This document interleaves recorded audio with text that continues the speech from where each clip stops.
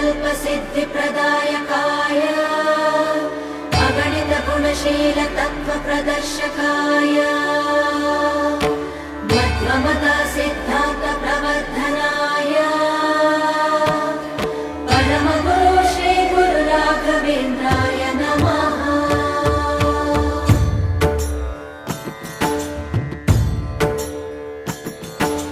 पूज्याय राघवेन्द्राय सत्यधर्मरताय च